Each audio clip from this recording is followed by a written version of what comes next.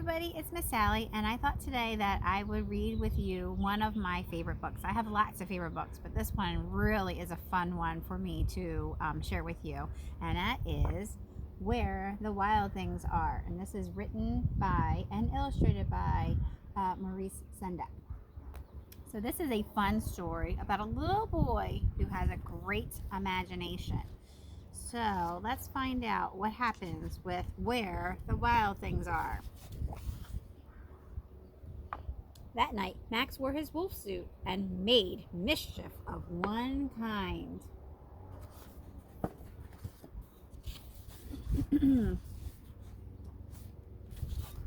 And another.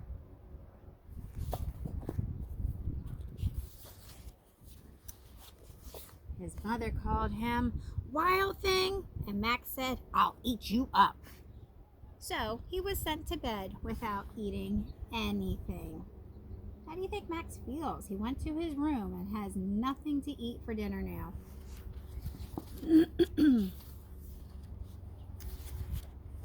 That very night, in Max's room, a forest grew. See all the trees changing up into his room? Doesn't look like the same thing anymore. And grew.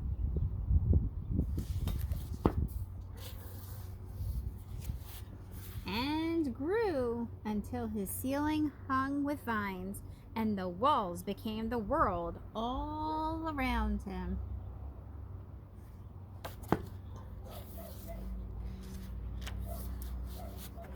And an ocean tumbled by with a private boat for Max, and he sailed off through the night and day. So I think he's okay that he's now having a good time. And in and out of weeks and almost over a year to Where the Wild Things Are. So these wild looking creatures. I don't know about you, but I would be a little nervous if I was seeing all these creatures. And when he came to the place where the wild things are, they roared their terrible roars and gnashed their terrible teeth and rolled their terrible eyes and showed their terrible claws.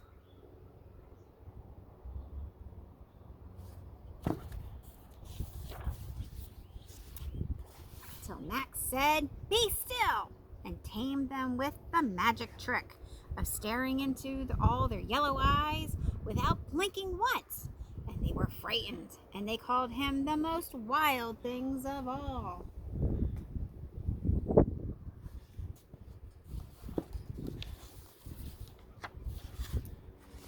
And made him king of all wild things. And now, cried Max, let the wild rumpus start. Rumpus. I wonder what kind of thing that is. Rumpus.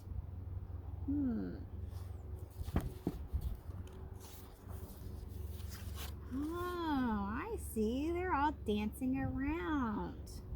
So that must mean that must be what rumpus means.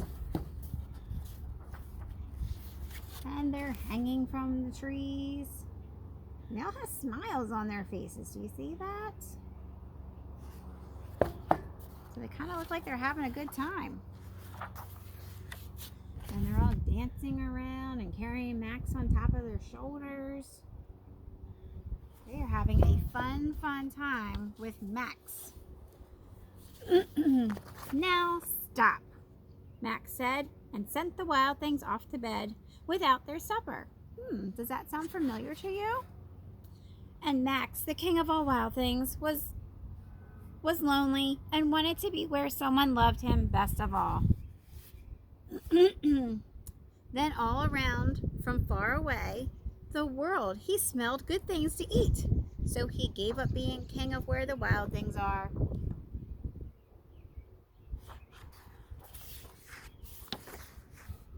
But the wild things cried, "Oh, please don't go. We'll eat you up. We love you so."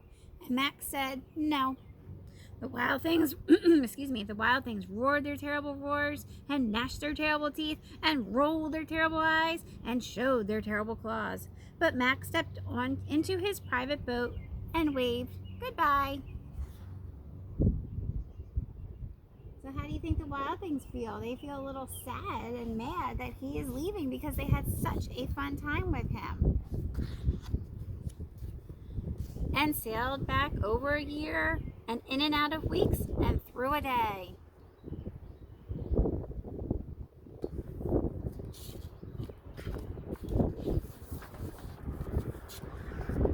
And into the night of his very own room, where he found his supper waiting for him.